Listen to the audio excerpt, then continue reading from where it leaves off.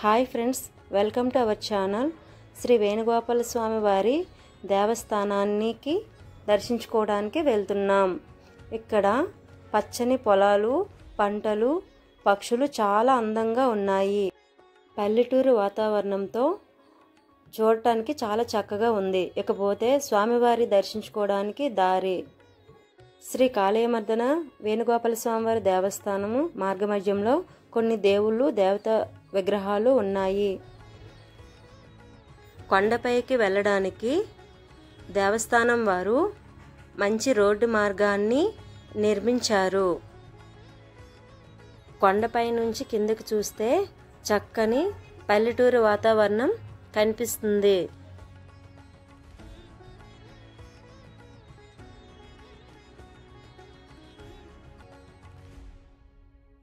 స్వామివారిని కనులారా దర్శించుకోండి. శ్రీ వేణుగోపాల స్వామి వారి ఆలయమును 5వ శతాబ్దంలో శాలివాహన కాలంలో నిర్మించినట్లు చరిత్ర మరియు శాసనాలు తెలుపుతున్నాయి. ఇక్కడ శ్రీ కృష్ణ భగవానుడు కాళీమర్దన వేణుగోపాల స్వామిగా మనకి దర్శనమిస్తారు. కాళీమర్దన పేరు ఎందుకు వచ్చింది అని తెలుసుకోగా, కాళీ అనే రాక్షసి పాముని కృష్ణుడు వధిస్తాడు. అందుకు కాళీమర్దన పేరు వచ్చింది. ఇక్కడ ప్రతి సంవత్సరం ఉత్సవాలు జరుపుతారు. ఈ ఉత్సవాన్ని శాలిహొండం జాతరగా జరుపుతారు.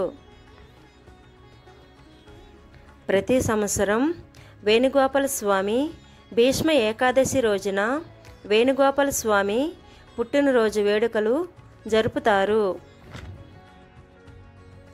ఈ జాతరకు ఆంధ్ర రాష్ట్ర నలుమూలల నుండి భక్తజనం స్వామివారిని దర్శించుకోవడానికి వస్తారు. ఇక్కడ ప్రజలు తమ ఊరి పండగను చాలా వేడుకగా జరుపుకుంటారు. ఈ గుడిలో శ్రీకృష్ణుని విగ్రహానికి పిన్నెల గ్రోవి ఉండదు.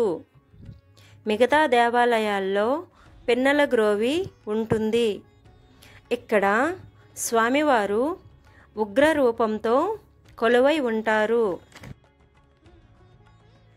సంతానం లేనివారు ఇక్కడికి వచ్చి స్వామివారి దర్శించుకుంటే సంతానం కలుగుతుందని భక్తులకు నమ్మకం. ఇక్కడ స్వామివారికి పూజలు చేస్తే ఎంతో ఫలితం ఉంటుందని భక్తుల విశ్వాసం.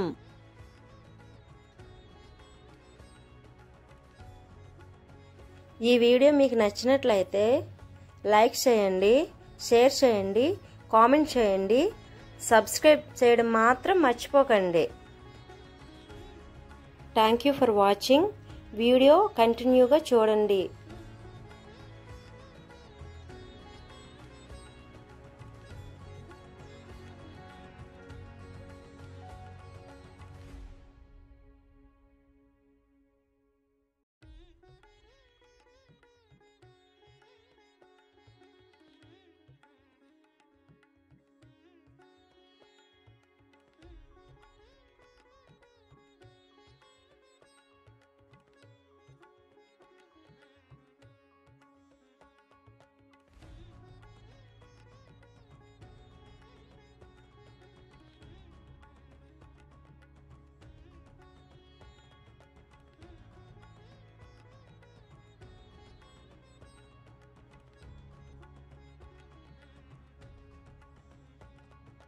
పునర్దర్శన ప్రాప్తిరస్తు.